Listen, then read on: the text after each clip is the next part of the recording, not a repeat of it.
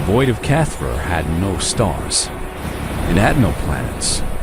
It had nothing that made sense to anyone who looked at it. For 40,000 years, the greatest minds of the galactic Concord had studied it from a safe distance. They sent probes. The probes died. They sent ships with brave crews. The ships never came back. They sent entire fleets with the best technology in the galaxy. The fleets vanished like drops of water in a furnace after losing so many lives. The Concord did what wise civilizations do when they face something they cannot understand. They built a wall of warning beacons around it. They declared it forbidden. They told everyone to stay away. And slowly, over thousands of years, they tried to forget it existed. The void sat at the center of the galaxy, like a wound that would not heal. It was surrounded by gravitational storms that could tear apart the strongest ships. Time moved strangely near its borders. Some ships that approached too close aged 1,000 years in seconds. Others came back with crews who had not aged at all while centuries passed outside. The energy fields around it burned with colors that had no names in any language. The elder races of the Concord believed the void was a remnant of the architects. These were the beings who had supposedly created all life in the galaxy billions of years ago. No one had ever seen an architect. No one knew what they looked like or where they went. But every ancient text, every old legend, every piece of strange technology that could not be explained was blamed on them. The architects had become the answer to every question that had no answer. And the void of Cathver was their greatest mystery. Ambassador Vethrol was old even by the standards of his species, the Cathmori. His kind lived for thousands of years, and he had spent most of his life serving the Concord. He had seen empires rise and fall. He had watched young species discover space travel and old species fade into extinction. Nothing surprised him anymore, until a morning when a distress beacon appeared on his screen. He was sitting in his office on Concord Station Prime, reviewing the usual boring reports about trade disputes and border conflicts. The beacon alert cut through everything else. It was coming from inside the void of Cathver. Vethrol stared at the screen for a long time. His 4 eyes blinked slowly, one pair after the other.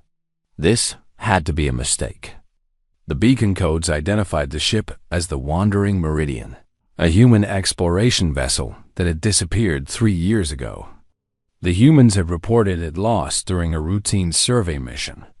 Everyone assumed the crew was dead, but here was their signal, coming from a place where no signal should exist.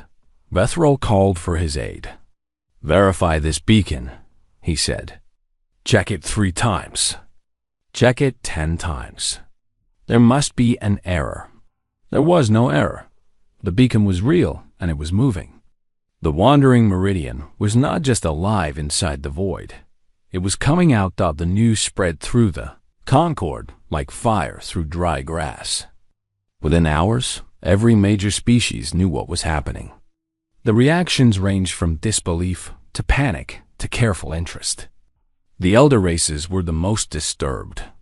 They had built their entire understanding of the universe around the idea that the void was impossible to survive. If a human ship had done it, everything they believed was wrong. The Concord assembled a fleet to intercept the emerging vessel. 12 heavy cruisers from 6 different species gathered at the border of the Forbidden Zone.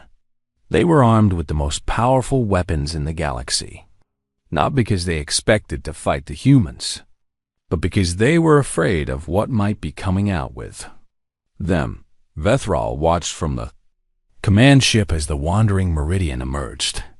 From the chaos, the human vessel was small compared to the Concord cruisers. It was designed for exploration, not war. Its hull was covered with strange marks that made no sense. There were burn patterns that spiraled inward instead of outward, as if the fire had pulled toward the ship instead of pushing away from it. There were scratches and dents that seemed to move when you looked at them directly. And on the front of the ship, glowing with soft light, was a symbol that made Vethrol's blood run cold. It was the sigil of the architects. The same symbol that appeared in ancient temples and on artifacts that were billions of years old. A mark that no living being had ever been able to reproduce. "All ships, hold position," Vethrol commanded. His voice was steady, but his hands were shaking. "Do not fire unless fired upon. Open a communication channel." The channel opened with a crackle of static. Then a human voice came through, calm and clear. "This is Captain Elena Vasquez of the Wandering Meridian. We have returned from the void of Kethvor. We request permission to approach and dock at the nearest station." Vethrol found that he had forgotten how to speak. The captain of one of his cruisers, a Vormkai warrior named Thesk, broke the silence. "Human vessel, you will hold position and prepare for boarding. You will answer our questions. You will explain how you survived the Forbidden Zone." There was a pause. When Vasquez spoke again, there was something in her voice that Vethrol could not identify. It might have been amusement. It might have been pity. "We found what you've been hiding from yourselves." The words hung in the silence. Before anyone could respond, the external cameras focused on the ship's hull. The sigil of the architects pulsed with light, and every sensor on every ship went blank for exactly 1 second. When the sensors came back online, nothing had changed. But every member of every crew knew that something had just happened. Something had just looked at them. Captain Elena Vasquez sat in the command chair of her battered ship and waited. She was tired in a way that sleep could not fix. 3 years inside the void had changed her. It had changed all of them. The 47 crew members who had survived were not the same people who had left Earth's colony on New Valencia so long ago. She remembered the day they fell into the wormhole. And it appeared out of nowhere during a routine scan of an asteroid field. One moment they were mapping rocks, the next moment they were somewhere else. Somewhere impossible. The void of Kethvor had tried to kill them from the first second. The laws of physics that Vasquez had learned in school did not work there. Gravity pulled in directions that should not exist. Light bent in ways that hurt to look at. Time moved differently from one room to another on the ship. The engine room might experience hours, while the bridge experienced days. Any other species would have died. The elder races of the Concord had certainly died, over and over again, for 40,000 years. But humans were different. Humans were too stubborn to know when they were beaten. Vasquez had gathered her crew together on that first day and told them the truth. "We're in a place that shouldn't exist," she said. "Our instruments don't work. Our maps are useless. Everything we know about space travel is wrong here. But we're still alive. And as long as we're alive, we can figure this out." They had figured it out, slowly, painfully, with countless mistakes and near deaths and moments of pure terror. They rewired the ship hundreds of times, trying different configurations until something worked. They invented new ways to navigate, based on intuition and guesswork instead of mathematics. They learned to trust their instincts even when their instruments said they were wrong. And somewhere in the middle of all that struggle, they met the Whisper. Vasquez did not like to think about the Whisper. It was too big, too strange, too far beyond her understanding. It was not a creature in any normal sense. It was more like a voice that came from everywhere and nowhere. It spoke in feelings and images more than words. And it had chosen them. Why? Vasquez still did not know. The Whisper had watched them struggle through the void for almost a year before making contact. When it finally spoke to her, its first words were, "You do not give up. This is unusual. This is interesting."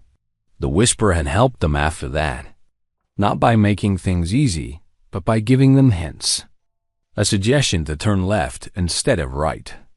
A warning about a gravitational anomaly ahead.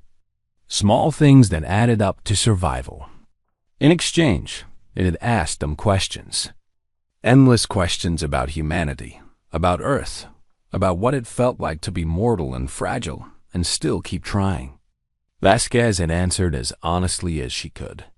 She told the Whisper about human history, about their wars and their art and their endless curiosity.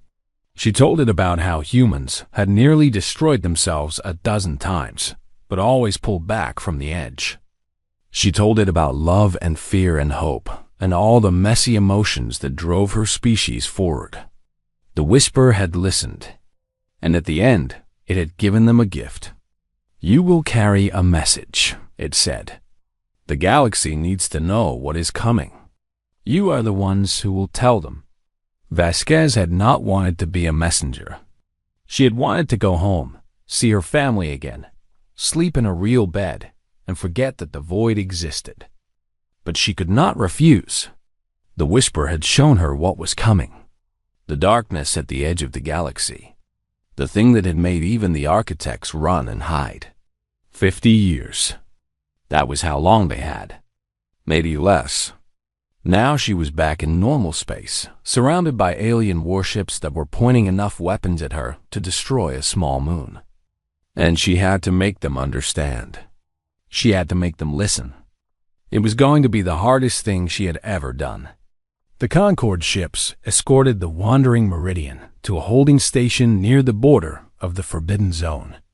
They would not let the human vessel come any closer to populated space. Vethral arranged for a secure communication channel so he could question the captain directly. "You will explain how you survived," he said. It was not a request. Vasquez's face appeared on his screen. She looked older than her service record indicated. There were lines around her eyes that spoke of stress and exhaustion. But her gaze was steady. "We adapted," she said. "That's what humans do. You build your ships to master the universe. We build ours to survive it." Vethral did not understand. The void destroys everything. Our best ships with our best technology could not last more than a few hours inside. "You are telling me that a small exploration vessel with basic equipment survived for 3 years? I'm telling you that the rules are different in there. Your technology is too rigid. It tries to force the universe to obey it. When the universe doesn't obey, the technology breaks. We didn't have that problem because our technology was already held together with luck and hope and desperate repairs." The other Concorde representatives listening to the conversation made sounds of disbelief. The idea that primitive human technology was better than their advanced systems was absurd. It had to be a lie. But Vethral looked at the sigil on the wandering Meridian's hull, and he was not so sure. "What did you find in there?" he asked. "What is that symbol on your ship?" Vasquez was quiet for a moment. "We found the reason you're all so afraid to look. We found the answer to the question you stopped asking 40,000 years ago." "Which question?" "Where did the architects go? And why did they leave?" The channel filled with voices. Every representative wanted to speak. Every representative wanted to know. Vethral raised his hand for silence, but it took a long time for the noise to die down. "Tell us," he said finally. Vasquez shook her head. "Not like this. Not over a communication channel while your ships point weapons at us. If you want to know the truth, you need to bring us before your leaders. All of them. Every species that matters. We have a message that everyone needs to hear." "What kind of message?" For the first time, Vasquez smiled. It was not a happy smile. It was the smile of someone who knew something terrible and wished they did not. "A warning," she said. "You have about 50 years to prepare. After that, nothing I say will matter because there won't be anyone left to hear it." The channel went silent. Vethral stared at the human woman on his screen and felt something he had not felt in centuries. He felt afraid. The Concorde had stood for over 100,000 years. It had survived wars, plagues, and disasters that killed billions. It had grown from a handful of species to over 400, spreading across the galaxy like a living thing. But looking at the human captain with her tired eyes and her terrible knowledge, Vethral suddenly understood that everything he knew, everything he had built his life upon, was about to change. The wandering meridian hung in space, battered and scarred but unbroken. The sigil on its hull continued to glow with soft light. And somewhere deep inside the ship's systems, something ancient waited. The whisper had made its choice. The message would be delivered. The galaxy would learn the truth, whether it wanted to or not. Concord Station Prime was the largest artificial structure in the galaxy. It floated in the empty space between 3 star systems, far from any planet or sun. Its builders had chosen this location carefully. They wanted the station to belong to everyone and no one. They wanted it to be neutral ground where the 400 species of the Concord could meet and talk and solve their problems without fighting. The station was old. It had been built over 60,000 years ago, and it had been expanded and modified so many times that no one remembered what the original structure looked like. Now it stretched across hundreds of kilometers. A maze of docking bays and meeting halls and living quarters, designed for creatures of every possible shape and size. Captain Elena Vasquez had never seen anything like it. She stood at the window of her holding cell and stared at the endless metal corridors outside. The cell was comfortable enough. It had a bed, a table, food that was safe for humans to eat. But it was still a cell. The door was locked, and guards stood outside. The Concord had agreed to hear her message, but they did not trust her. They had separated her crew into different sections of the station. They had taken the wandering meridian to a secure dock where teams of scientists were studying every inch of it. And they had made it very clear that the humans were not guests. They were prisoners who happened to have useful information. Vasquez understood. She would have done the same thing in their position. A ship comes out of an impossible place carrying the symbol of a god race that disappeared billions of years ago. Of course, they were suspicious. Of course, they were afraid. She just hoped they were afraid enough to listen. The door to her cell opened. Ambassador Vethral walked in, followed by 2 guards who were clearly nervous about being so close to a human. Vasquez almost laughed at that. She was one woman in a cell. They had warships that could destroy planets. But they were scared of her. The High Tribunal has agreed to hear you, Vethral said. Tomorrow, you will stand before representatives of every major species in the Concord. You will explain what happened in the void. You will tell them everything. And if I refuse? Vethral's 4 eyes blinked slowly. That would be unwise. There are many who believe you should be executed as a precaution. They think you might be contaminated by whatever is in the Forbidden Zone. They think you might be a threat. I am a threat, Vasquez said quietly. Just not in the way they think. She turned from the window and looked directly at the ambassador. He was tall and thin, covered in gray scales that shifted color slightly depending on his mood.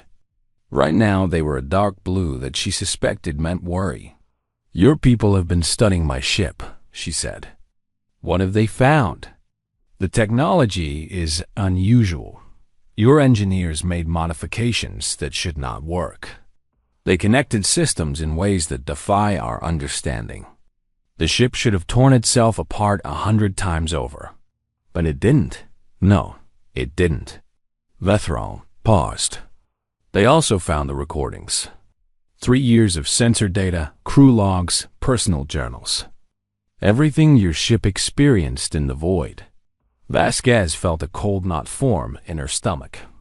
Did they watch them? Some of them? The senior scientists. Most of them have requested mental health support afterward. The ambassador's scales shifted to a lighter shade. One of them has not spoken since viewing your chief engineer's final log entry.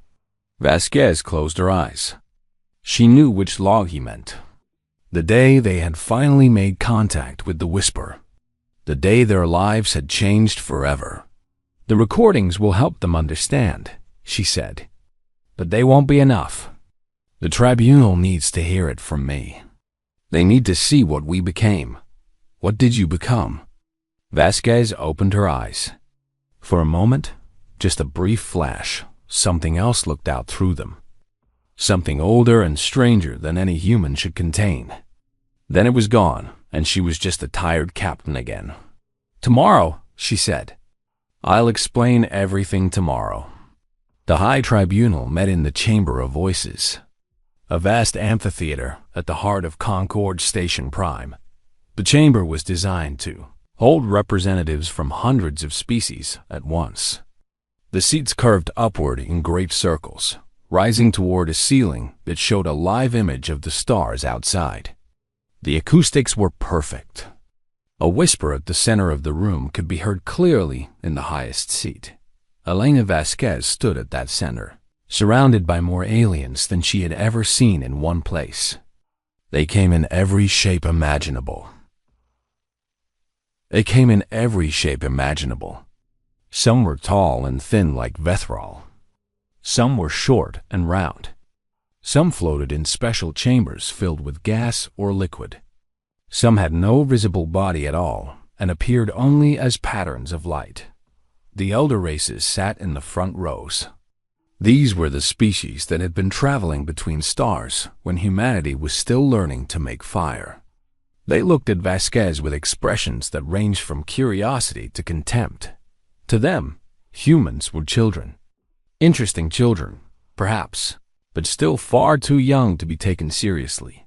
Behind them sat the younger races, species that had joined the Concord in the last few million years. Many of them watched Vasquez with more open interest. The humans were newcomers like themselves. They understood what it felt like to be dismissed by the ancient powers at the very top of the chamber. In seats of honor that overlooked everything sat the Elder Council. 7 beings who were so old that their exact ages were unknown. They had been guiding the Concord for longer than most species could count. Their word was law. The eldest of them all was Mornthex of the Synthesis. No one knew what the Synthesis looked like in their natural form, because they had abandoned physical bodies millions of years ago. Mornthex appeared as a shimmering cloud of energy, constantly shifting between colors and shapes. When it spoke, the voice came from everywhere at once. "Human," the entity said, "you have been brought before this tribunal to answer for your intrusion into the Forbidden Zone. You claim to have survived the void of Kethvar. You claim to carry a message. We will hear what you have to say. But understand this.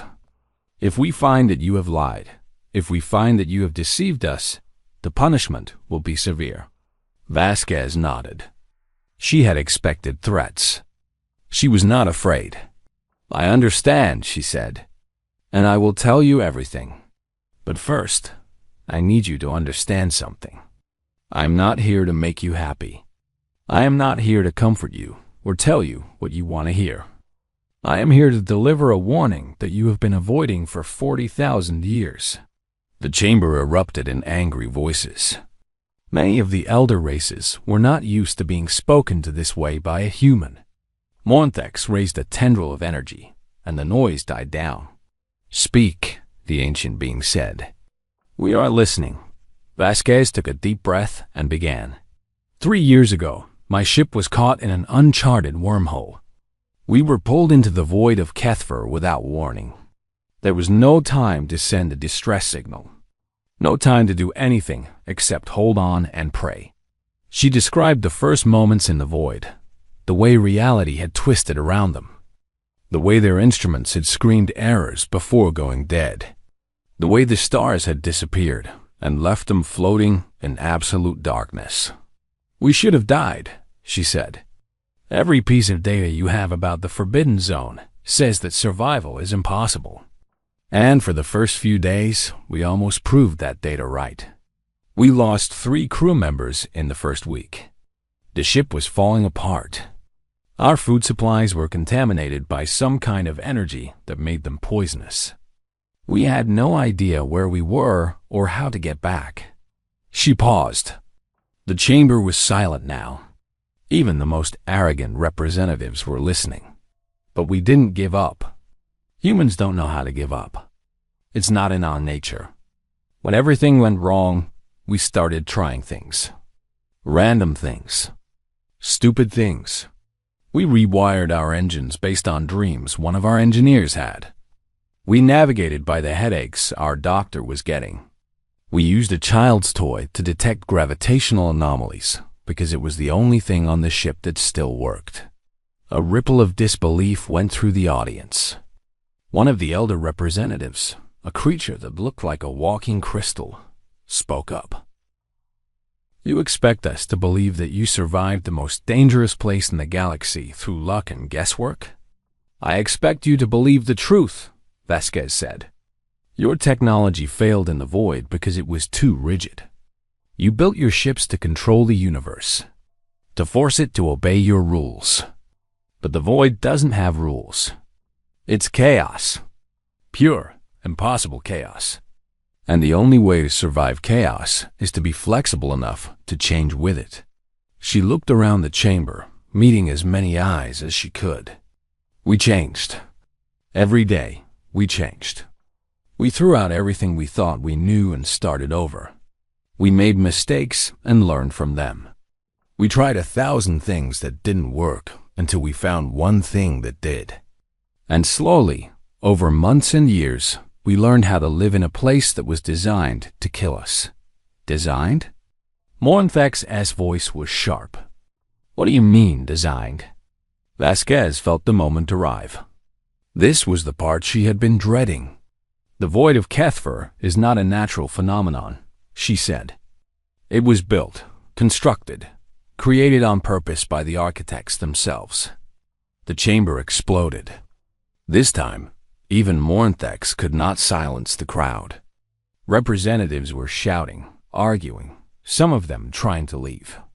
The idea that the architects had deliberately created the Forbidden Zone went against everything the Concord believed. Vasquez waited. She had expected this reaction. When the noise finally died down, she continued. It was a test, she said. A filter. The architects knew that someday something terrible would threaten the galaxy. They needed to find a species that could face that threat. But they couldn't just pick one. They had to find the right one. The one that was stubborn enough, creative enough, crazy enough to do the impossible. She spread her hands. In 40,000 years, you sent thousands of expeditions into the void. The best ships from the greatest civilizations. The most advanced technology in the galaxy. And every single one of them failed. Do you know why? Silence.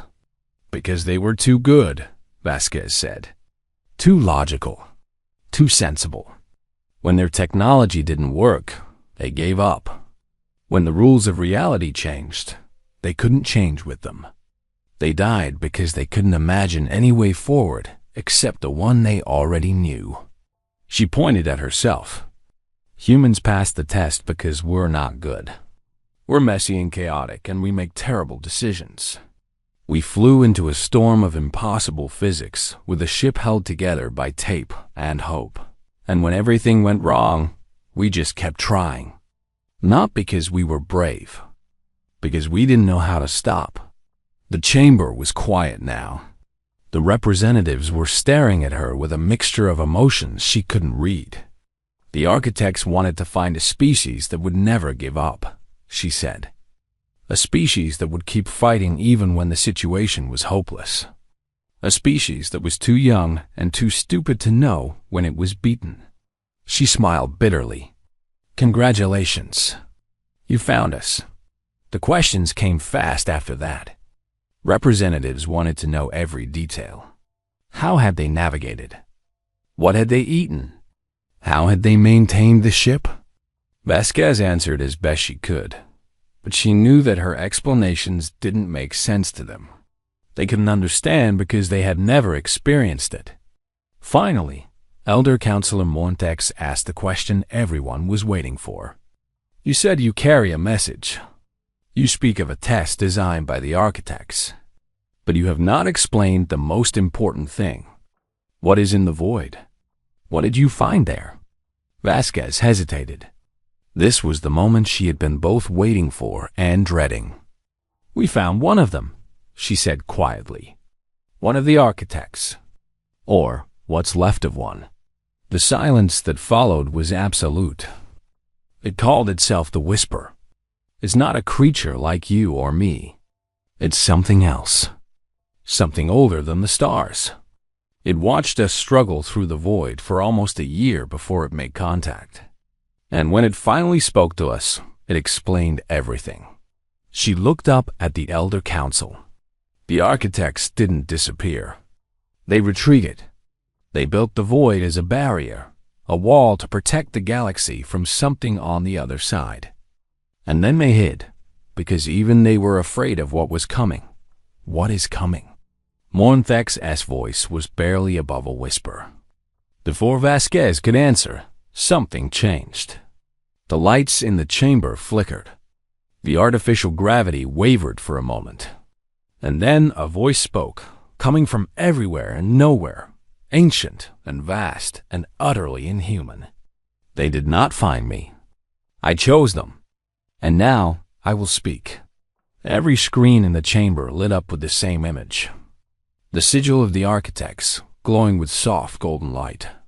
The voice continued, and Vasquez felt a shiver run down her spine. She had heard the whisper many times in the void, but it had never sounded like this. It had never sounded so present. Children of the galaxy, the whisper said, you have hidden from the truth for 40,000 years. You have pretended that the void was a mystery beyond your understanding. You have told yourselves that some questions should not be asked. But the time for hiding is over. The time for truth has arrived. The Elder Council was frozen in place. Even Mornthex, who had existed for millions of years, seemed paralyzed. I am the last memory of those who built you, the whisper said. I have waited in the darkness for longer than your civilizations have existed. I have watched your ships burn and your people die, and I have mourned each loss. But I could not help you. Not until someone came who was worthy of receiving the message. The image on the screens changed. It showed a darkness at the edge of the galaxy. Stars disappearing one by one, swallowed by something that moved against the light. This is what is coming, the whisper said. This is what made even the architects afraid. You have 50 years, perhaps less, and you have one chance to survive. The voice paused, and when it spoke again, it was softer, almost gentle. The humans are your hope, not because they are stronger or smarter or better than you, because they are willing to try when trying seems useless, because they do not know how to give up. Listen to them, learn from them, and perhaps, together, you will find a way to live. The lights stopped flickering. The gravity stabilized. The screens went dark. And in the chamber of voices, 400 species sat in stunned silence, trying to understand what had just happened. Elena Vasquez stood at the center of it all, tired and small and very, very human. Now, you know, she said quietly. Now you know everything. She didn't wait for permission to leave. She simply turned and walked toward the exit. No one tried to stop her. No one said a word. The message had been delivered. Now the hard part would begin. The chamber of voices remained silent for 17 minutes after Elena Vasquez left. No one moved. No one spoke. 400 species sat in their seats and tried to process what they had just witnessed that an architect had spoken to them. A being from the race that created all life in the galaxy. A god from before time had meaning. And it had told them they were all going to die unless they listened to the humans. The humans. The youngest species in the Concord. The ones who had been in space for barely 200 years.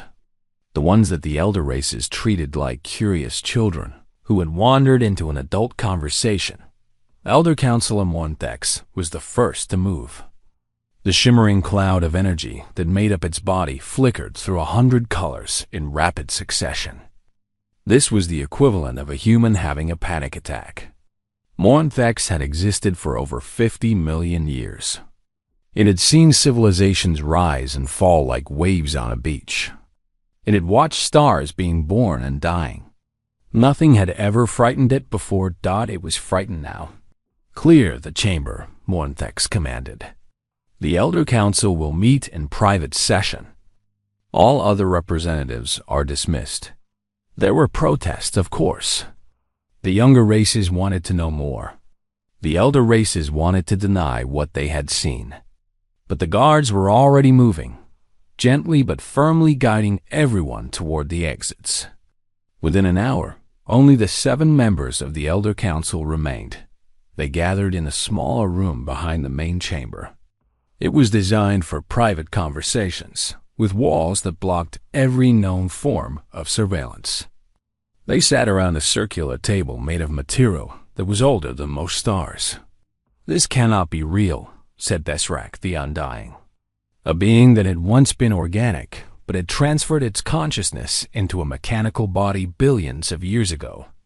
"The architects are myths. Stories we tell to explain things we don't understand. They are not real." "The symbol on the human ship was real," replied Vathmara, the representative of the Keth Mori and a distant relative of Ambassador Vethral. "Our scientists have confirmed it. The sigil matches every ancient artifact we have ever found. It is authentic." "Perhaps the humans found an artifact somewhere incompetent," suggested Halkarine of the Assembly, a collective consciousness that existed across thousands of bodies. "Perhaps they are deceiving us. For what purpose?" asked Montex. "What would they gain by pretending to have met an architect? They are the youngest and weakest species in the Concord. If they wanted power, there are easier ways to get it." The council fell silent. They all knew that Montex was right. The humans had nothing to gain from this deception. And the voice that had spoken in the chamber, it had felt real. It had felt old. It had felt old. It had felt like something that existed before the universe had rules. "We need to question the crew again," said Luminara of the Lightweavers, a species that existed partially in dimensions that other races could not perceive. "The captain told us what happened, but there are 46 other survivors. We need to hear their stories." "Agreed," said Montex. "But we must be careful. If the Whisper truly exists, if it truly chose the humans to carry its message, then they may be more dangerous than they appear. We cannot risk harming them or angering whatever power protects them." The council spent hours debating. They reviewed the recordings from the Wandering Meridian. They studied the strange modifications that the human engineers had made to their ship. They analyzed every word that Captain Vasquez had spoken. By the end, they were no closer to understanding what had happened. But they all agreed on one thing. The humans were telling the truth. Something impossible had occurred. Something that changed everything they knew about the universe. And something terrible was coming. In her temporary quarters on Concord Station Prime, Elena Vasquez sat with her crew and waited. They had been reunited after the tribunal, allowed to share a common space while the Concord decided what to do with them. It was better than being separate cells, but it was still not freedom. Her chief engineer, Marcus Webb, was sleeping in a corner. He had pushed himself too hard during their years in the void and had never fully recovered. His hair had turned white during the journey, even though he was only 34 years old. Sometimes he spoke in his sleep, muttering equations that didn't exist in any textbook. Her doctor, Priya Sharma, was examining the other crew members one by one. She was checking for signs of the changes that had been happening to all of them since they met the Whisper. Small things at first. Dreams that seemed to predict the future. Feelings of knowing things they shouldn't know. A sense of connection to something vast and ancient that lurked at the edge of their minds. Lieutenant. Commander James Rodriguez sat next to Vasquez, his eyes fixed on the door. "They're scared of us," he said quietly.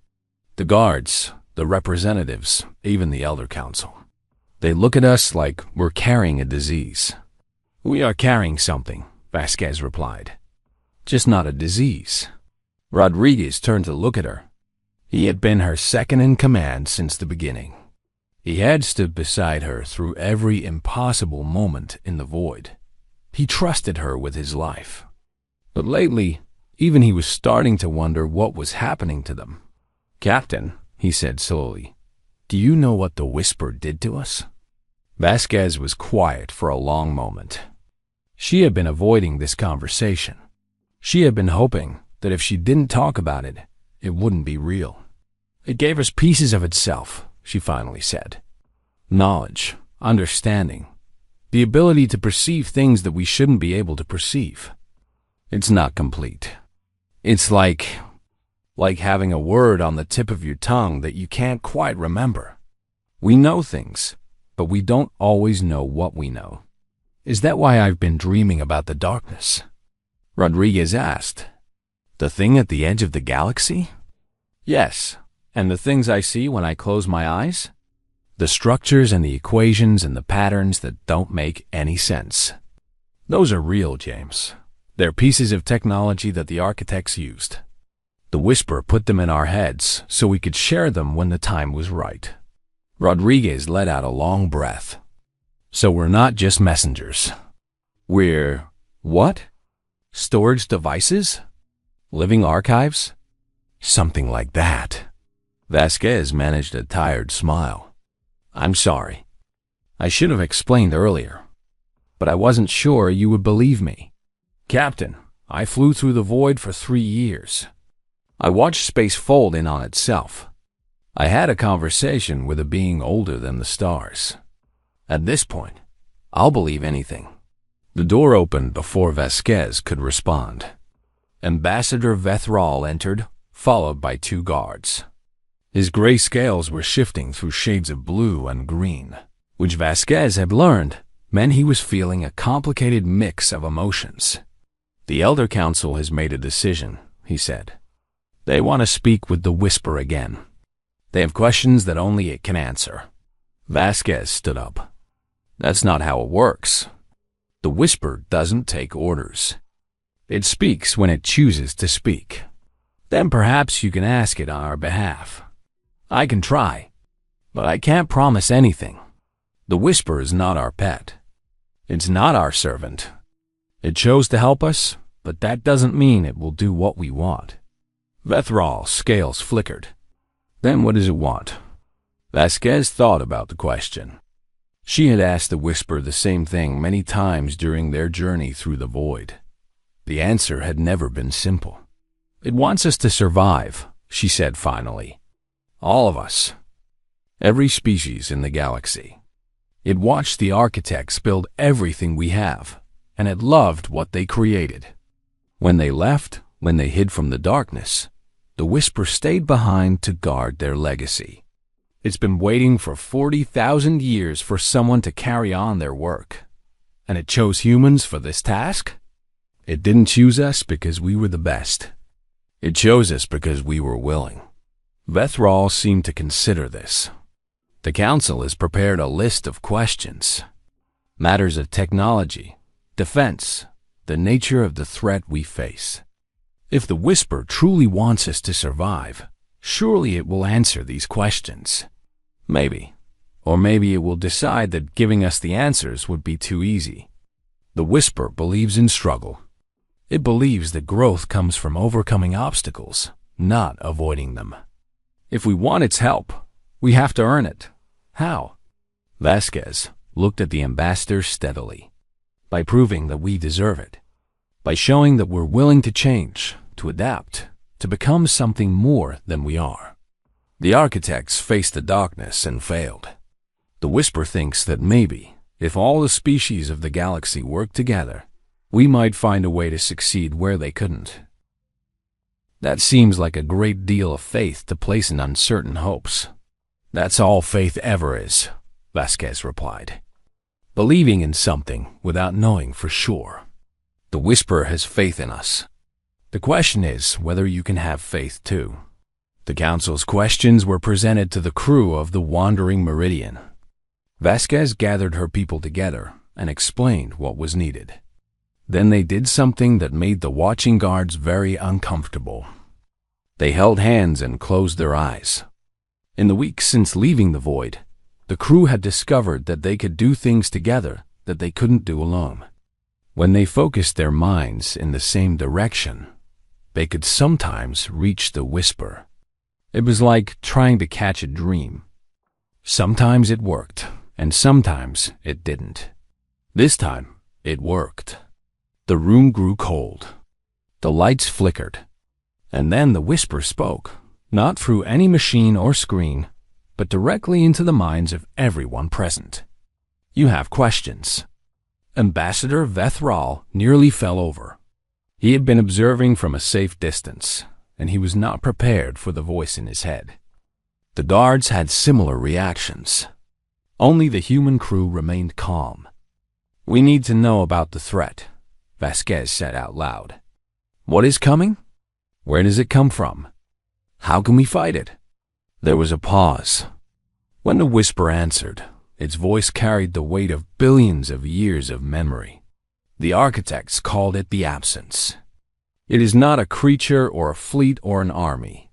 It is a void, a hunger, a nothing that consumes everything.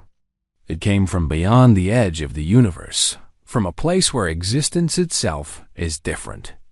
It spreads like a disease, eating stars and planets and everything that lives. Nothing the architects built could stop it. Nothing they tried could even slow it down. Then how did they survive? Vethral asked, finding his voice. They did not survive. They fled.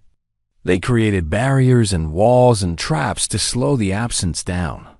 They gave their lives to buy time. And in the end, the few who remained retreated into dimensions that the Absence could not reach. They are still there, sleeping, waiting, hoping that someone will find a way to end the threat forever. "You said we have 50 years, Vasquez said. "How do you know?" "I can feel it approaching. The Absence moves slowly, but it never stops. It has been traveling toward this galaxy since before your species existed. It will arrive, and when it does, everything you have built will be destroyed." The room was very quiet. "Is there any hope?" Dr. Sharma asked.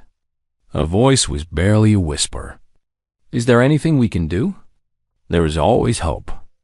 That is the first lesson the architects learned.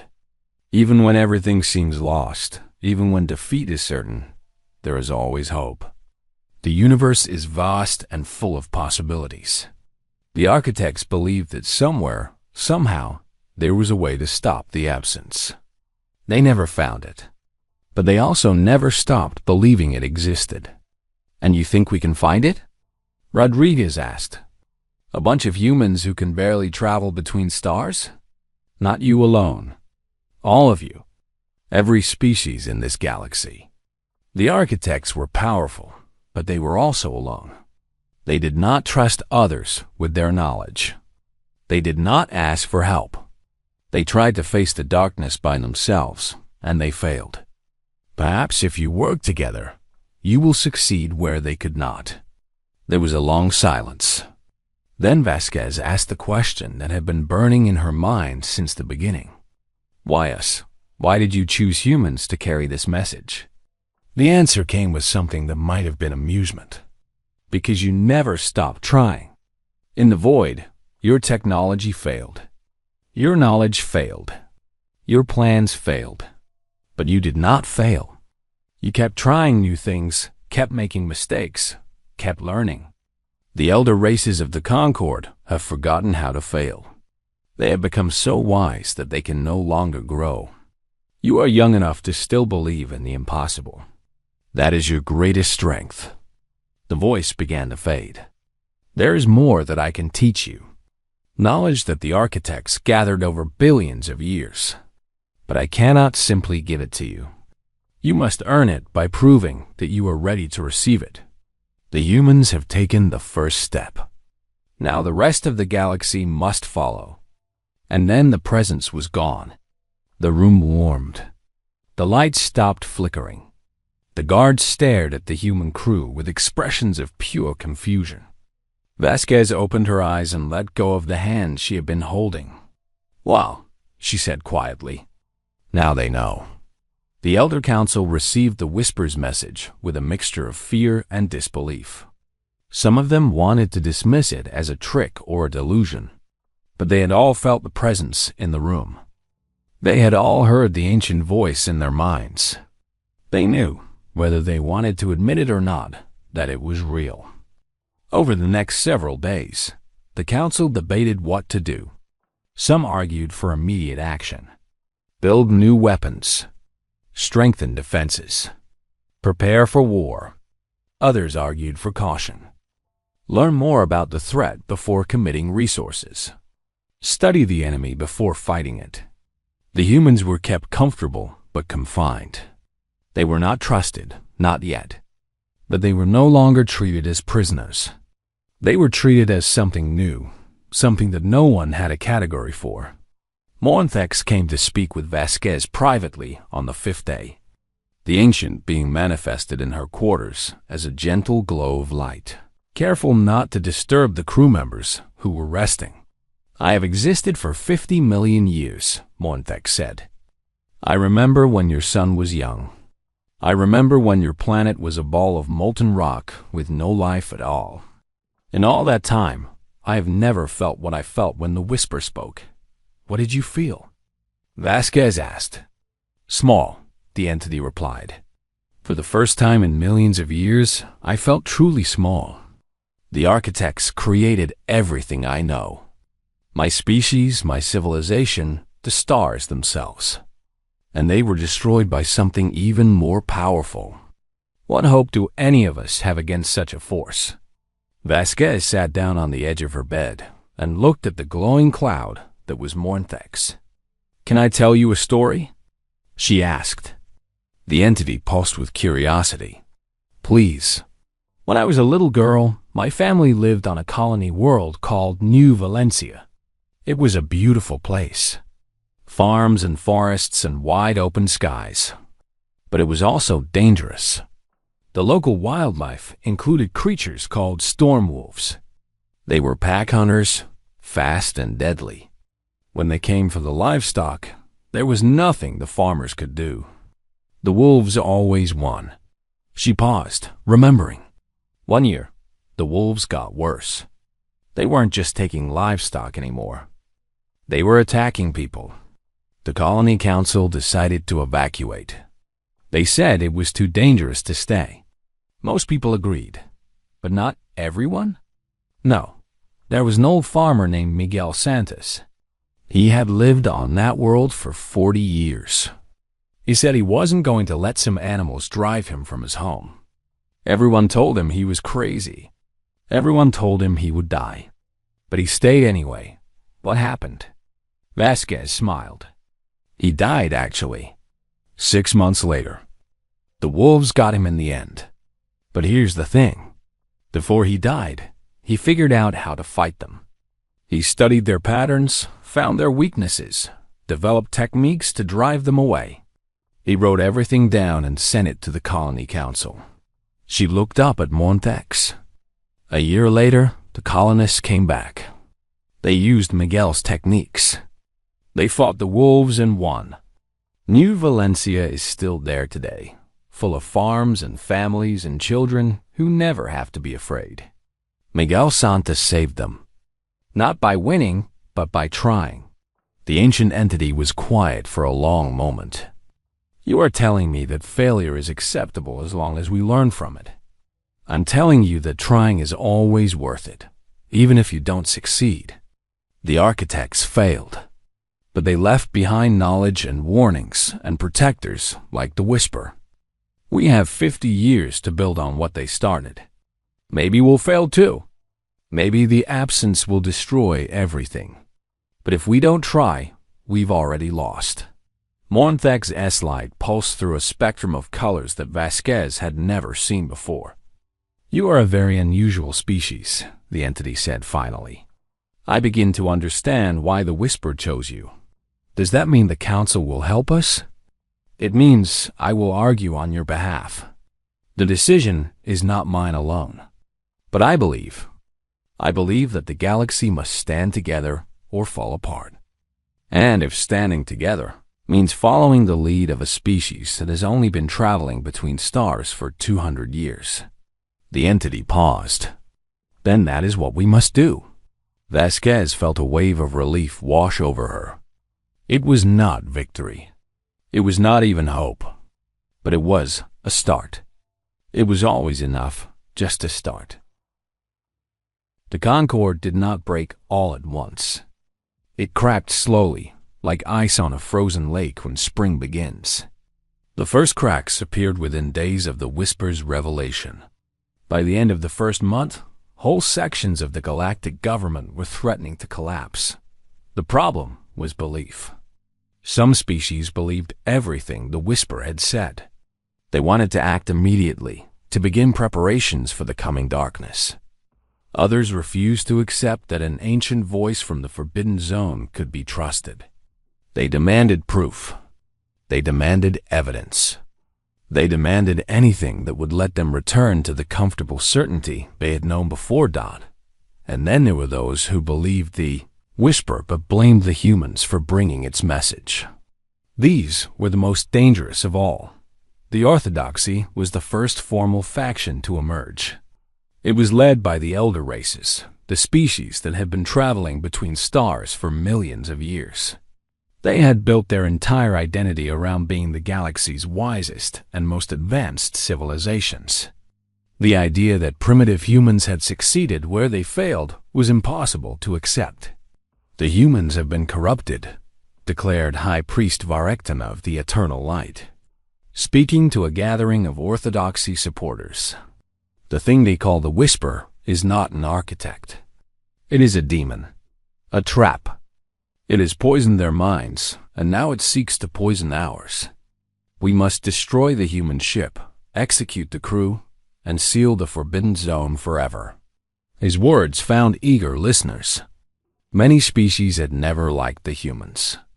They were too loud, too emotional, too unpredictable. Their sudden rise to importance felt wrong.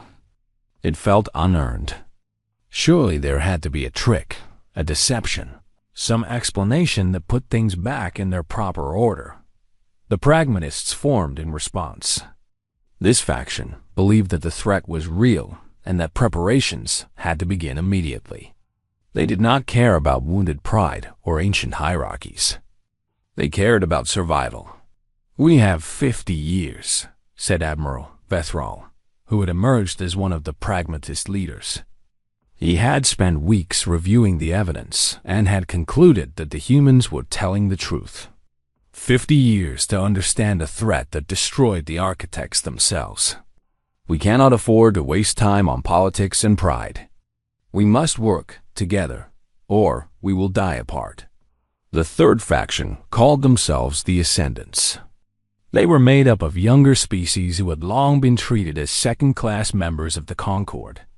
For them, the Whisper's choice of humans was not a disaster. It was liberation.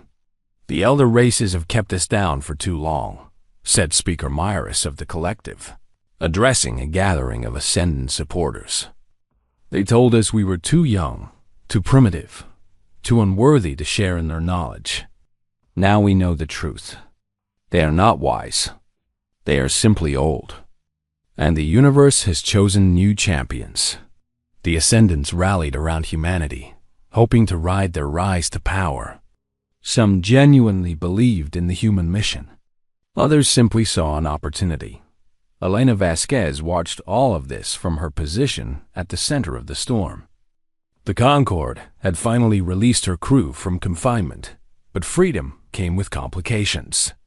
She could not walk through a corridor without being stopped by supporters or protesters or simply curious beings who wanted to see the humans who had met an architect. Her crew was changing in ways that worried her. The gifts that the Whisper had left in their minds were growing stronger. Chief Engineer Marcus Webb could look at alien technology and understand it instantly without studying or training. Dr. Priya Sharma could sense illness in living beings from across a room. Lieutenant Commander James Rodriguez knew things that he should not know, facts about distant events that arrived in his mind like memories he had never made. And Vasquez herself. She could feel the whisper's presence at the edge of her consciousness, waiting, watching. Sometimes, when she was very tired or very stressed, she could hear its voice offering guidance. She never knew if the guidance was real or if she was simply going mad. 6 months after their return from the void, the situation reached a crisis point. A Concord Black Ops team attempted to abduct the crew of the Wandering Meridian. They came at night, using stealth technology to bypass the station's security systems. Their orders were to capture the humans alive and transport them to a secret facility where the Orthodoxy scientists could study them. The team was good. They were professionals who had been doing this kind of work for centuries. They knew how to move without being seen, how to neutralize targets without making noise, how to extract prisoners from secure locations. They failed completely. Rodriguez was the first to sense them coming. He woke from a deep sleep with absolute certainty that danger was approaching. He did not know how he knew. He simply knew. Within seconds, the entire crew was awake and alert. "They're in the ventilation system," Webb said, pointing at a section of wall that looked completely normal. 6 of them. "They have weapons that will put us to sleep if they hit us." "How do you know that?" asked Ensign Sarah Kim, one of the younger crew members. "I can see the energy signatures. They're using some kind of bioelectric disruptor. Very advanced.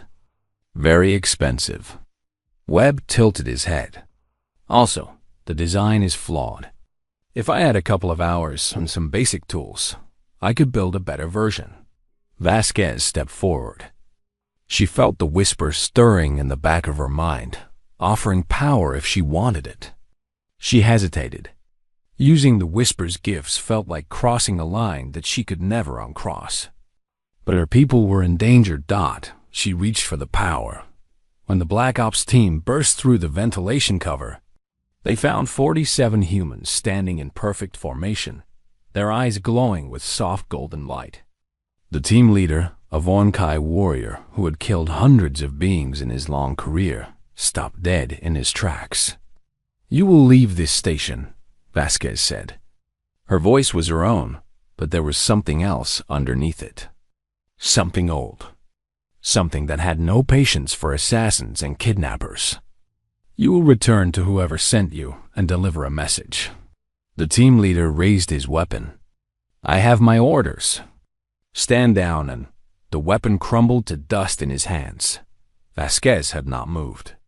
She had simply thought about the weapon ceasing to exist, and it had obeyed. She was as surprised as anyone, but she did not let it show. "The message is this," she continued. "We are not your enemy, but we will not be your prisoners. The choice of what we become next belongs to us. Anyone who tries to take that choice away will regret it." The team fled. They left behind equipment worth millions of credits and a reputation that had taken centuries to build. Within hours, every species on the station knew what had happened. The humans had stopped a Black Ops team without throwing a single punch.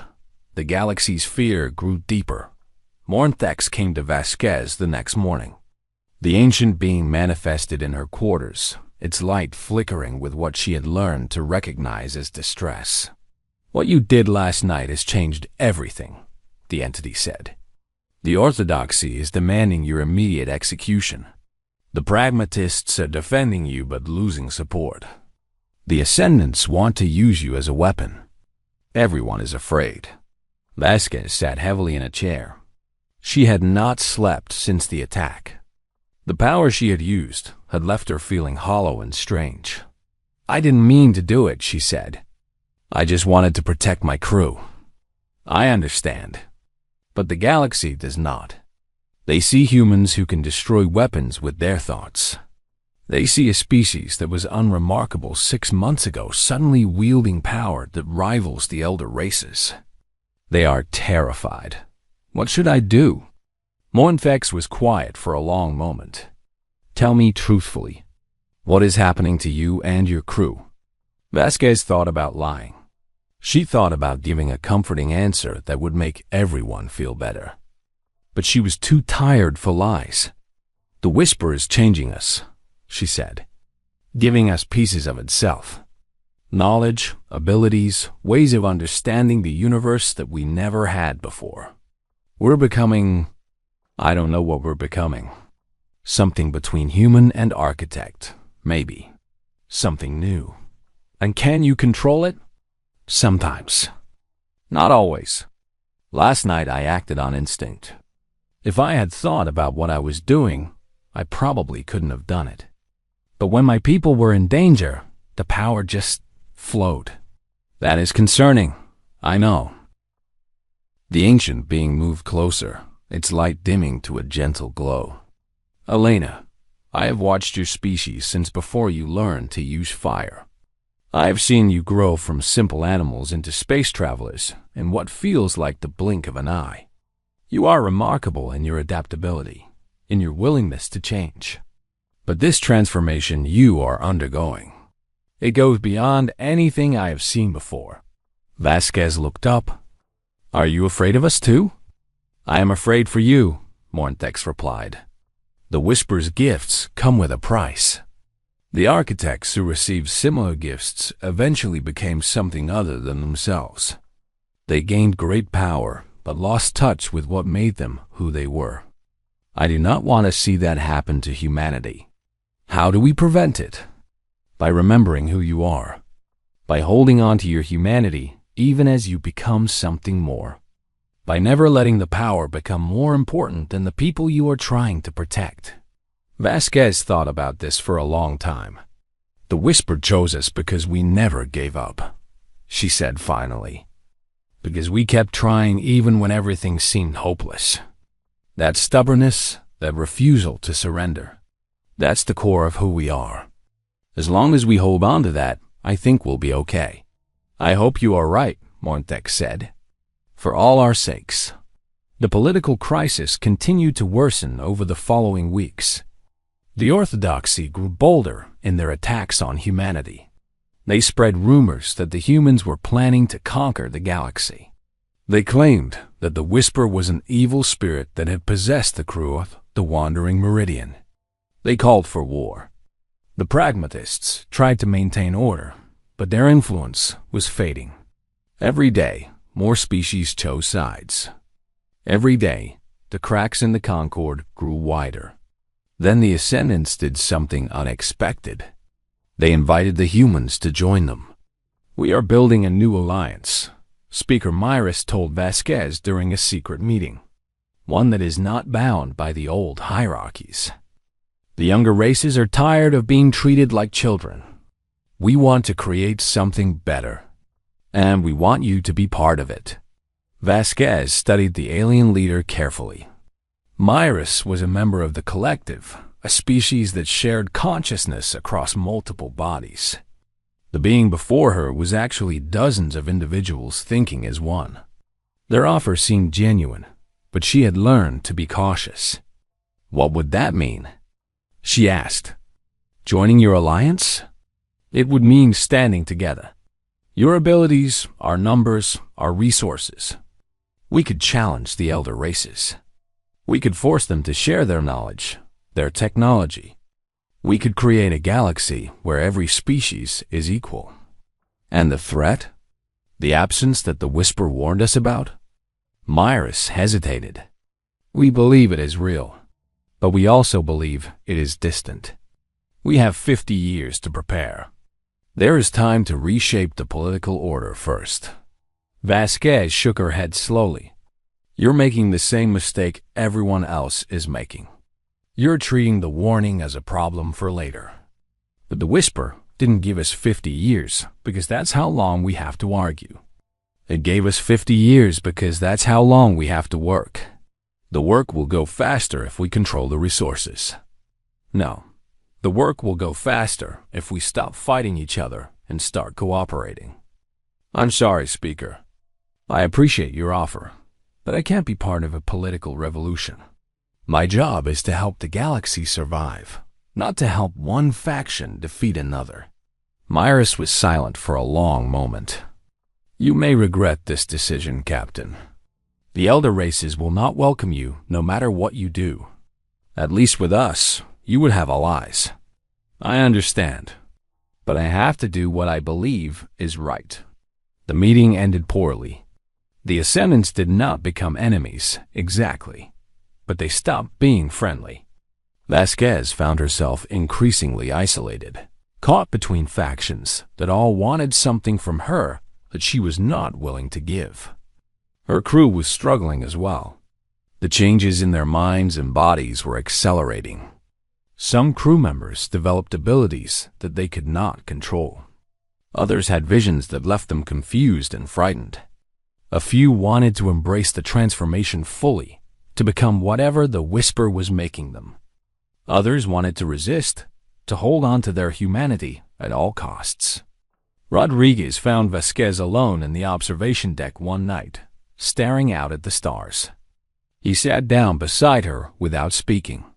They had known each other for years. Sometimes words were not necessary. The crew is fracturing, Vasquez said finally. Jacobs and Chun want to go deeper into the transformation. They think we should become as powerful as possible to fight the absence. Martinez and Kim want to find a way to remove the Whisper's gifts entirely. They're afraid of what we're becoming. What do you want? Rodriguez asked. Vasquez was quiet for a long time. I want to go back to New Valencia, she said. I want to sit on my parents' porch and drink coffee and pretend none of this ever happened. I want to be a normal person with normal problems.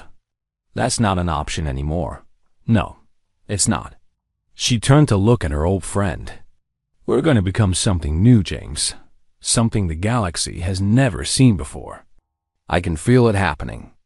The question is whether we become something that saves everyone or something that makes things worse. Do we get to choose? I think so. The Whisper shows us possibilities, but it doesn't force us down any particular path. We still have free will. We can still decide what kind of beings we want to be. Rodriguez nodded slowly. Then we choose to be the good guys. Simple as that. Despite everything, Vasquez smiled. Simple as that. It won't be easy. Nothing ever is.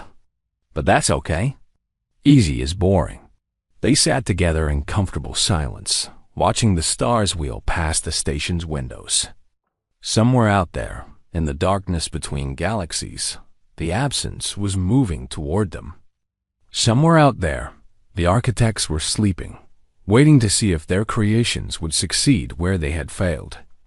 And here, on a station full of arguing politicians and frightened aliens, a small group of humans was trying to figure out how to save everyone. The odds were terrible. The challenges were impossible. The enemy was beyond anything they could imagine. But they were going to try anyway, because that's what humans did. 2 years had passed since the wandering Meridian emerged from the void of Kethvar. 2 years of chaos, transformation, and desperate preparation. The galaxy was not the same place it had been before the humans brought their message. The Concord had not fallen, but it had changed beyond recognition. The old power structures were gone.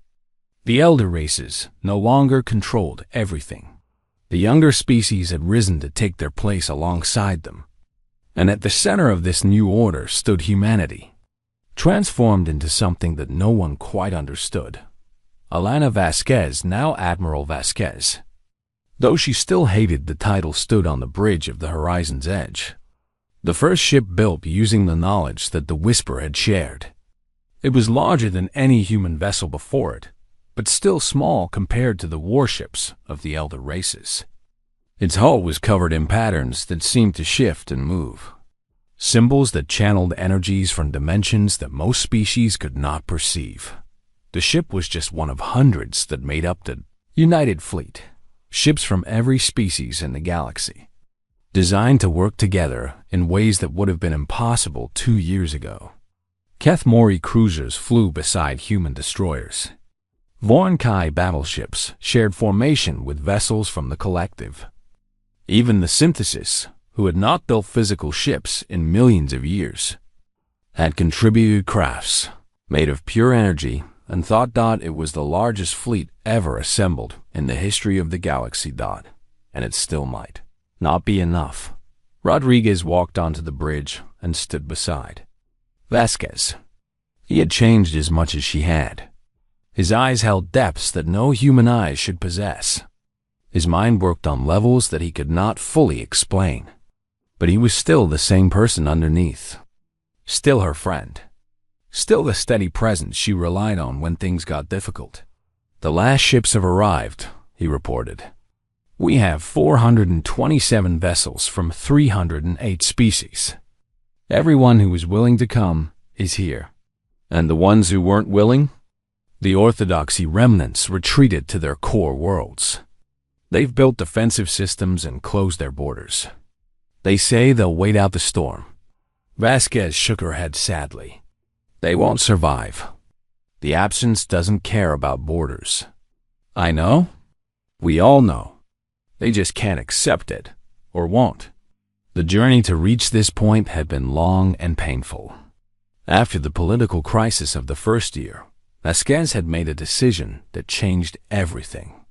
Instead of joining any faction, she had offered to teach anyone who wanted to learn.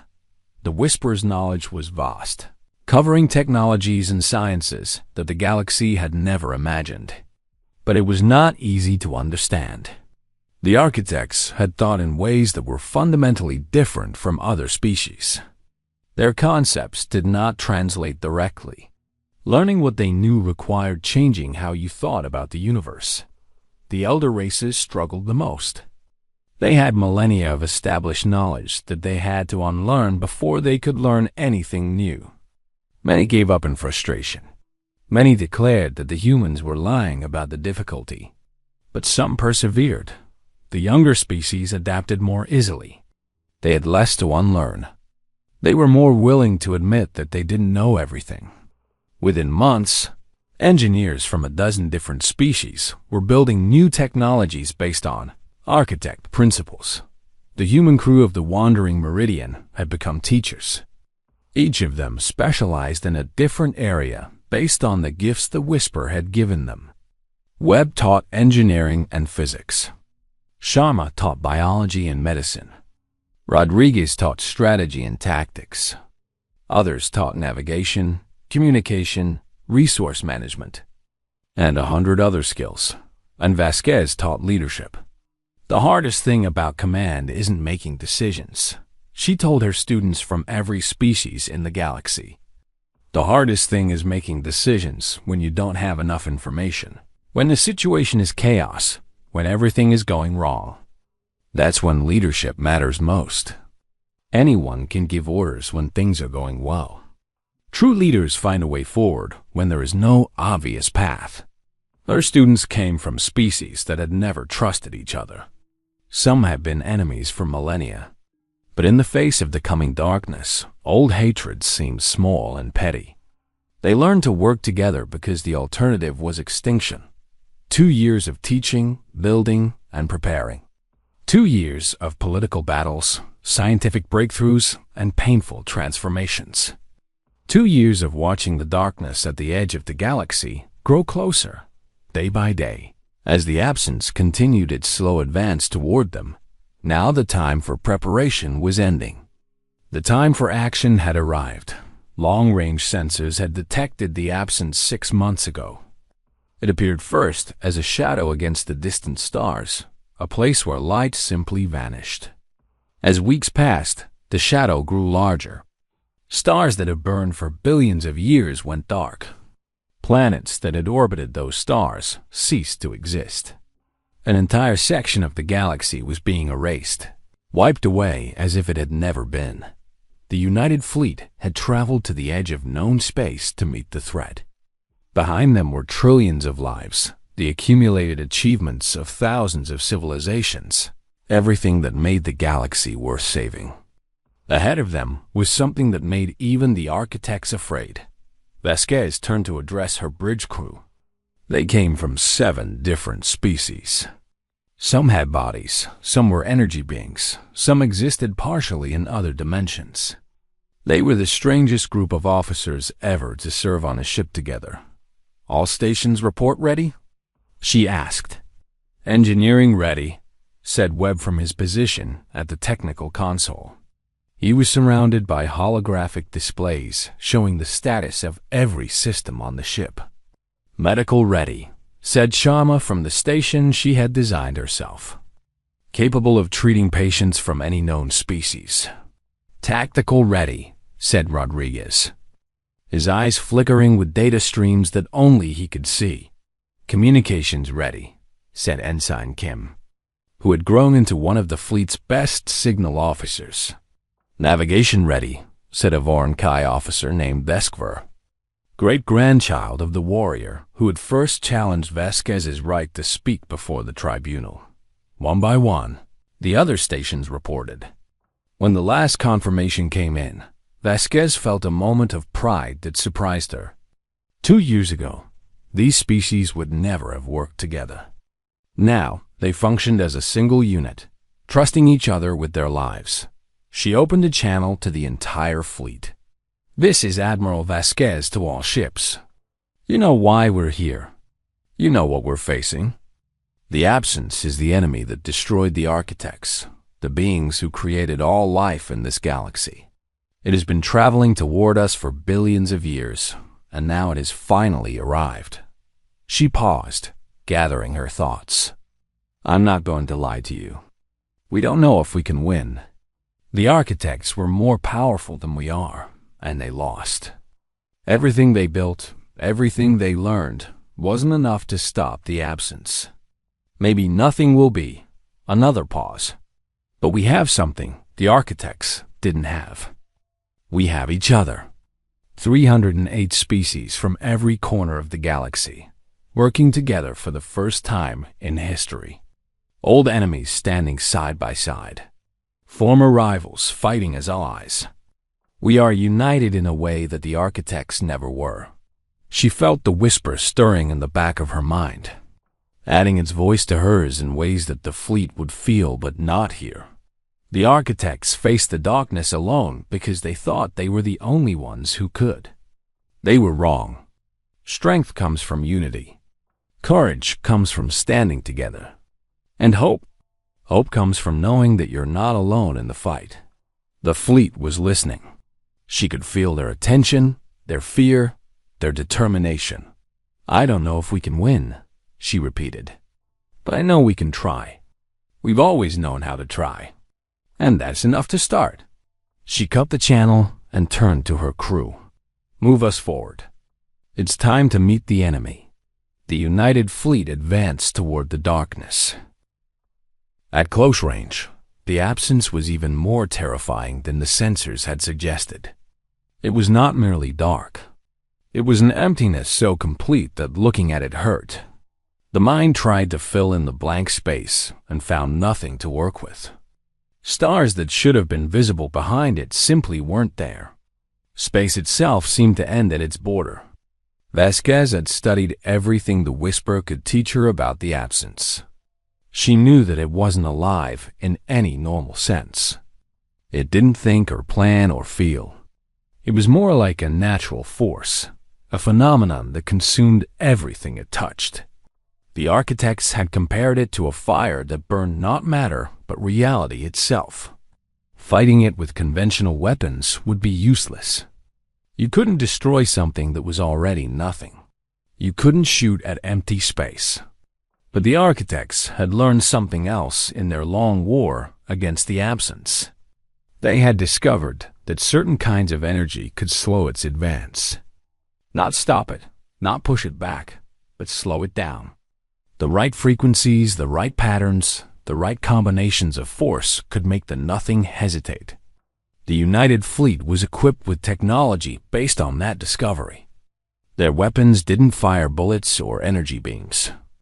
They projected fields of structured reality, walls of organized existence that the absence could not easily consume.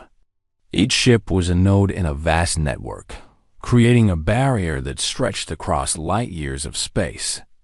It was not a permanent solution. The barrier would weaken over time. The absence would eventually push through, but it might buy the galaxy centuries instead of years. Centuries to find a better answer. Centuries to grow stronger. Centuries to learn. The fleet reached the designated coordinates and began the formation. Ships spread out across the void, positioning themselves according to plans that had taken months to develop. Each vessel had a specific role to play. Each species contributed something unique. The Kethmori ships projected fields of temporal stability, slowing time around them to reduce the absence's rate of advance. The Voronkai battleships generated physical force, raw energy, that created pressure against the nothing. The synthesis beings wove structures of pure thought, patterns of consciousness that the absence seemed unable to absorb. And the human ships? The human ships did something that no one else could do. They improvised. The formation isn't working perfectly, Rodriguez reported, watching data streams that showed the barrier's effectiveness. The absence is finding weak points between the ships. It's adapting faster than we expected. Vasquez had known this would happen. The absence was not intelligent, but it was relentless. It probed constantly, testing every part of the barrier, flowing around obstacles like water around rocks. Any static defense would eventually fail. "Tell the fleet to switch to dynamic formation," she ordered. "Adjust positions based on where the pressure is strongest. Don't try to hold a fixed line. Move with the threat." The order went out. Some ships adjusted immediately. Others hesitated, uncertain about abandoning the careful plan they had practiced. Vasquez sent a second message. "This is what we're good at. Adapting, changing, trying new things when old things don't work." The plan was a starting point, not a prison. Trust your instincts. Find what works. Slowly, the fleet began to move differently. Instead of holding rigid positions, ships flowed around each other, adjusting constantly to meet the absence's pressure. The formation became fluid, organic, alive in a way that formal military doctrine would never have allowed. And it was working. "The weak points are stabilizing," Rodriguez reported, surprise in his voice. "The barrier is holding better than before." "It's messy," observed Deskver from navigation. "There's no order to it. It shouldn't work." "Messy is how humans fight," Vasquez replied with a small smile. "We'll clean it up later." The battle continued for hours that felt like days. The absence pressed against the barrier constantly, never stopping, never resting. The fleet adjusted and readjusted, closing gaps that formed, strengthening sections that began to weaken. It was exhausting work, requiring constant attention from every ship. But they were doing it. Against all odds, against all expectations, they were holding the line. Then the whisper spoke. It came without warning, flooding through Vasquez's mind and spreading out to touch every member of the fleet. For a moment, millions of beings from hundreds of species shared a single consciousness. "You have done well." The voice was vast and ancient, carrying weight that made words seem inadequate. "The architects created you to grow and learn and become something more than they were. They hoped that someday their children would succeed where they had failed. For billions of years, that hope seemed foolish. The species of this galaxy fought each other, distrusted each other, refused to work together. Images flowed through the shared consciousness. Memories of wars and betrayals. Memories of missed opportunities and wasted potential. The long, sad history of the galaxy's divisions. But now you stand together. Different species, different cultures, different ways of thinking. You have learned what the architects could not teach themselves. That strength comes not from being the same, but from being different and working together anyway. Vasquez felt tears on her cheeks. She was not the only one. The barrier you have created will hold for now, but the absence will not stop. It will press and push and probe until it finds a way through. This is not the end of your struggle. It is the beginning. The voice grew stronger. However, you are not alone in this fight. The architects retreated because they believed they had failed. They hid in dimensions beyond your reach, sleeping through the ages, waiting for the end they thought was inevitable. But you have shown them something they had forgotten: hope, courage, the willingness to try even when failure seemed certain. And now they are waking up. The fleet felt something then, a presence at the edge of reality, vast beyond comprehension. Not one being but millions, the entire architect civilization stirring from a sleep that had lasted since before the stars were born. They are not coming to save you. That is not their way. They are coming to stand beside you, to fight alongside the children they created, the children who exceeded all their expectations. The battle for the galaxy is just beginning. There will be setbacks and losses. There will be moments of despair. But as long as you remember what brought you here, as long as you remember that together you are stronger than any of you are alone, there is hope. The presence began to fade. I have watched over this galaxy for longer than your species have existed.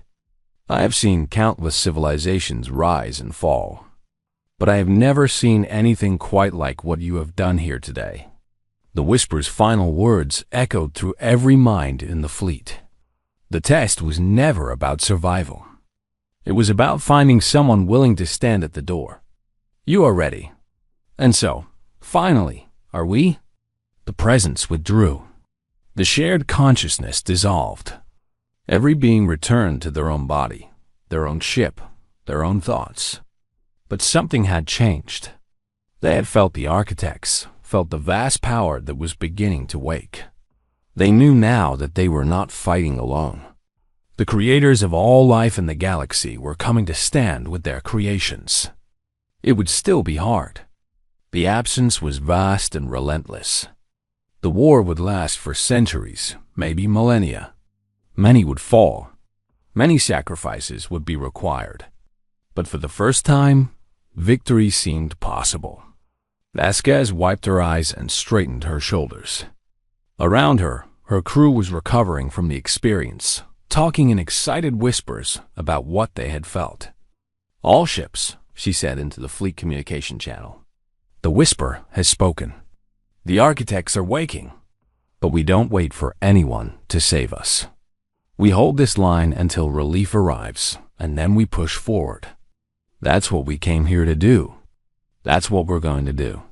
The fleet responded with affirmations from every ship. 308 species, speaking in hundreds of languages, all saying the same thing. "We are ready." Vasquez looked out at the darkness that covered half the sky. Somewhere beyond that darkness, the absence waited. Somewhere beyond that, the rest of the universe continued to exist, full of wonders that none of them had ever seen. They were going to see those wonders. They were going to push back the darkness and reclaim the stars that have been lost. Not because they were certain of victory, but because giving up was not an option. That was what humans had taught the galaxy. Not superior technology, not ancient wisdom, not overwhelming power. Just simple, stubborn refusal to surrender. The fleet held the line. The barrier stood strong.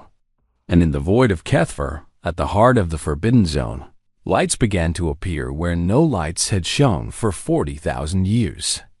The architects were waking.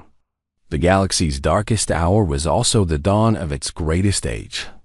And it had all started with one small human ship that refused to die in the dark.